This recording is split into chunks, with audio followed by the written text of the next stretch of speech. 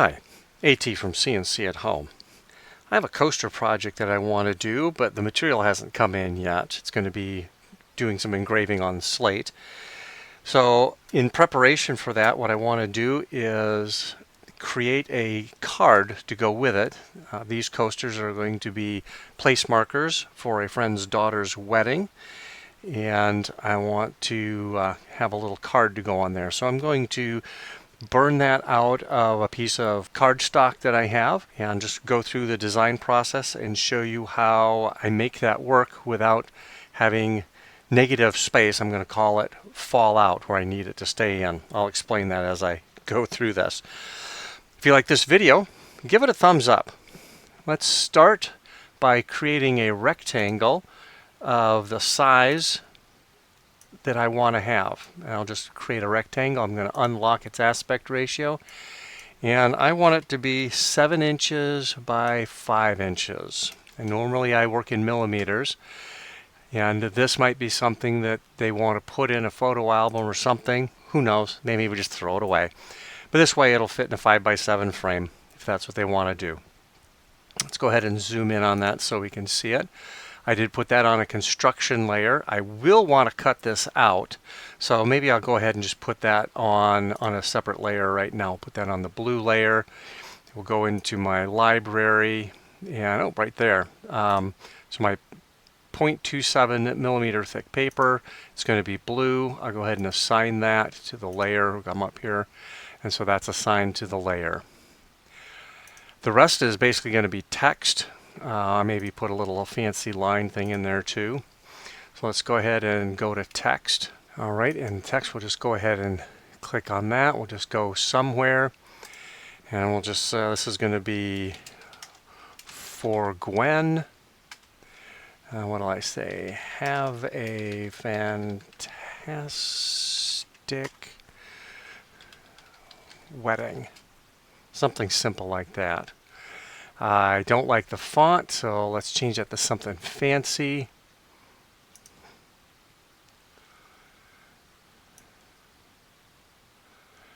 There's one down here that I want to use. Here we go. I'm going to use this Lucinda calligraphic. Okay, so it's Lucinda calligraphy. Let's go ahead and move our text, and we can see it's going to be too big. We move this around, we should be able to get it to snap to the middle of something. Let's force it in there. Okay, so I had my text highlight, and then I just did shift select of my square and then told it to center on that. This is obviously too big, so let's go ahead and shrink this up a little bit until it fits. Oh, that's a little bit too small, that's a little too big. Make it just a little smaller. We'll key in 19. Still a little big. It's too small. How about 18? That looks pretty good. Kind of plain. Yeah, it's on the wrong layer. Let's put this on its own layer. Let's put that on the black layer. Go into our library, and we'll assign our cut through parameters to that as well. I talked about negative space. Yeah, I'm going to just do a fill on this so we can see what I'm talking about. As an example, in an O, when we cut out this outer part of the O, this inner part is going to fall through. There's nothing holding this inner piece to the rest of the cardstock, and we want to save that, so I'm calling that negative space. The same here for the E, and there's a bunch of A's. So this is going to be an issue. So what I want to do is I want to attach all of these negative space areas to the cardstock, so kind of jump the gap between here. The way I'm going to do that is I'm just going to create a rectangle, just random size here, and then I'm going to say I want it to be 1 millimeter wide. I'll make it 15 millimeters long. Something like that. And I'm going to right click and say duplicate. And then I'll just come down to my O, and I'll position this thusly. And what I want to do is I want to be able to subtract this line from the O. The issue is that the O is currently text, and that's the way that LightBurn treats it. So what I want to do is I selected my graphics, I selected my text, I'm going to right click on it, and I'm going to say convert to path. Now it's changed everything from being a letter to being a path. And before I go any further, I'm going to go ahead and group all of this together. Now what I can do is I can select all of the graphics and then do Shift and then select that bar and come over here and then say I want to subtract that. See how that did that? Now that negative space is connected and won't fall out. So we just need to do that for all the E's, the A's, and the D's, and the G. So I can do the exact same process. What I can do is I can just create a whole bunch of these and just plop them in place. So let's do that. We'll go ahead and right click, say duplicate, bring that over to the E. And this one I'm going to be a little fancy. I'm going to rotate it just slightly so that I'm going to hold down the control key so it's not snapping to any of the grids. So I'll position it about like that. And since I have another E down here, I want it to look the same. So I'll right click, duplicate, bring that down and position it so that it's about the same. Okay, that looks good. And we have some A's. So let's go ahead and duplicate our original. Bring that down here. And this one I'm going to rotate the other way. I'm going to rotate it this way just a little bit. And maybe about there. And then I'm going to right click, duplicate, bring that over. And then I can do this. A will be then basically the same. Right click, duplicate.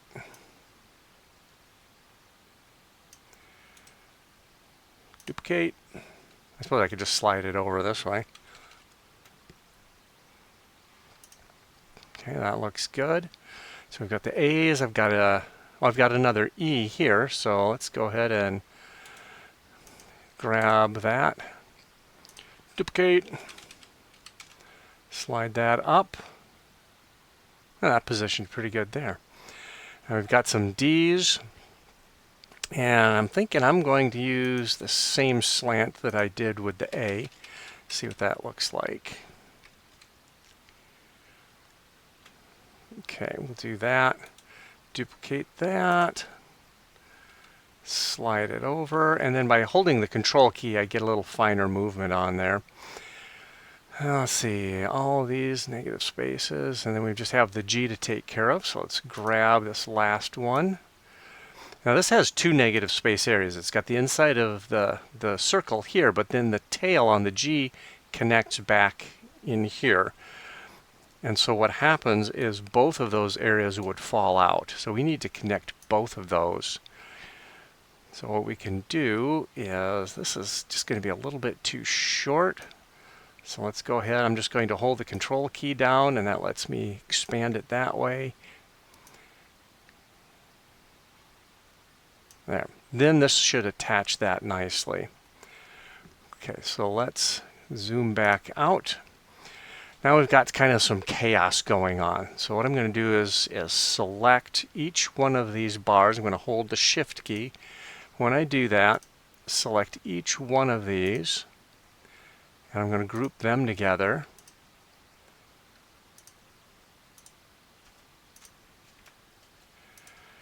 And group.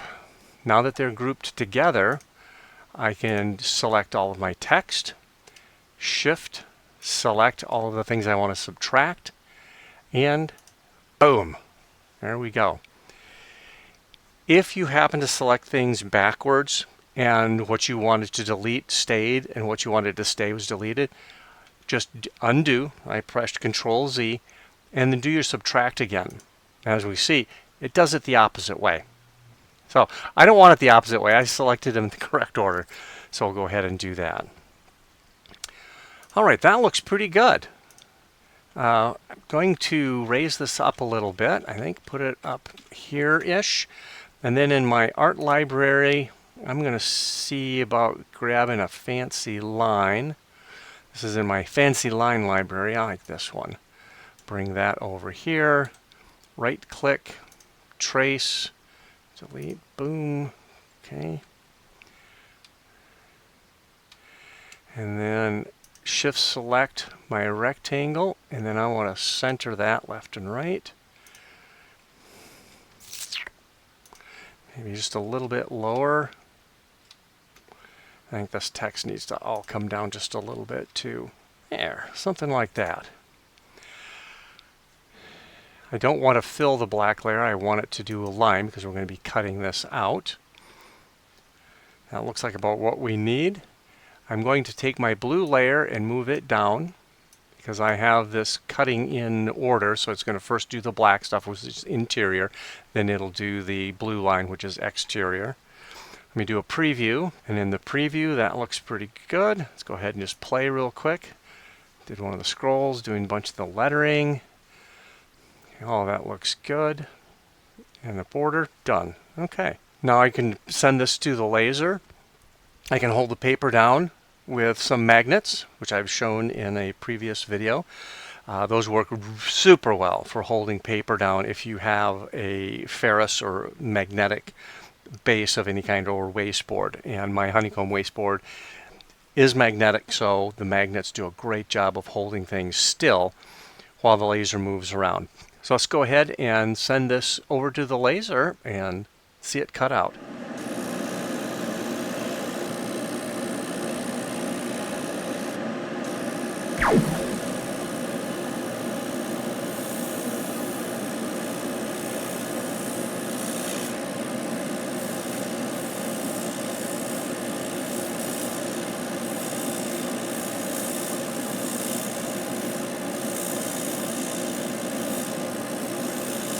With it done burning, I'll pull the magnets off and get rid of the extras.